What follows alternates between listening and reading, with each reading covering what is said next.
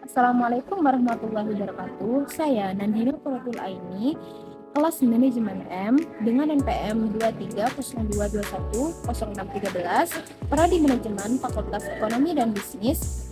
Di sini saya akan memaparkan dan sedikit memberikan tanggapan saya mengenai kasus pelanggaran etika yang dilakukan oleh PT Kimia Farma Persero PBK. Pada tahun 2021, PT Kimia Farma sempat menjadi perbincangan karena kasus pelanggaran yang mereka lakukan.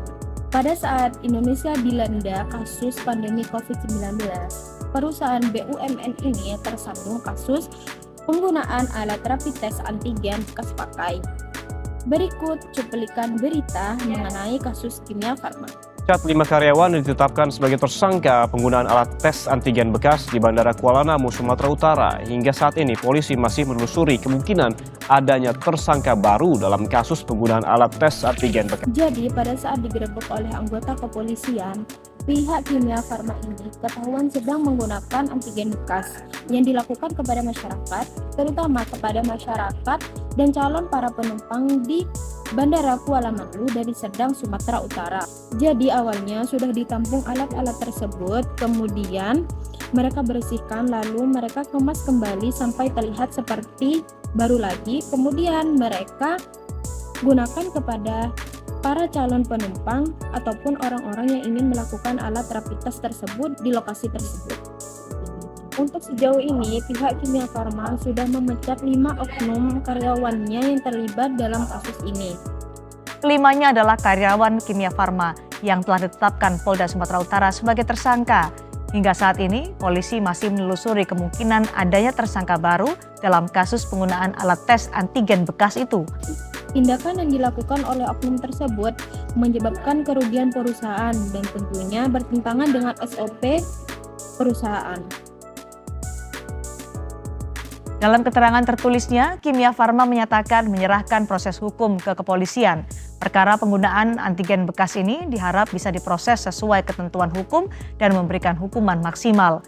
Kimia Farma juga berkomitmen melakukan evaluasi dan penguatan SOP agar kejadian serupa tidak terulang. Sebelumnya, para pelaku mengaku sudah melakukan tindakan ini sejak Desember 2020 lalu. Alat rapid test antigen tersebut digunakan sejak tanggal 18 Desember tahun 2020 sampai dengan 17 April 2021.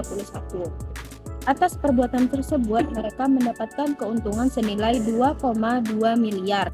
Para pelaku ini yang salah satunya merupakan ex-manajer Kimia Farma didakwa melanggar pasal TPPU senilai 2,2 miliar tadi tentang perlindungan konsumen. Jadi pelanggaran prinsip etika bisnis yang dilakukan oleh PT Kimia Farma ini adalah dalam hal kejujuran dan akuntabilitas perusahaan.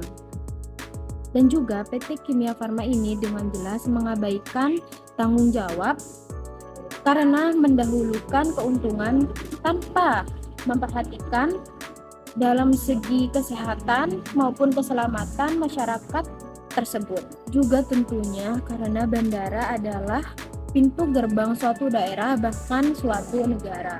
Dan yang kedua, prinsip integritas moral yang dimana mereka merugikan orang lain dalam mengambil sebuah keputusan. Dan tindakan bisnis dalam hal ini kita harus sadar bahwa setiap orang harus dihormati sebagai manusia, bukan sebagai alat atau objek penghasil uang semata. Tentunya melakukan apa saja untuk memperoleh keuntungan pada dasarnya boleh saja, asalkan tidak merugikan pihak manapun dan juga tidak melanggar etika-etika yang sudah ada. Juga tentunya di sini perusahaan harusnya lebih mementingkan keselamatan konsumen yang menggunakan produk dan layanannya.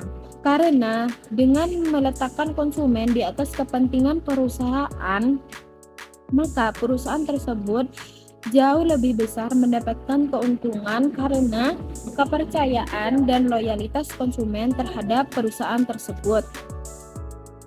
Mungkin sekian dari saya, kurang dan lebihnya saya mohon maaf. Dan jangan lupa subscribe, like, dan follow. Bye-bye.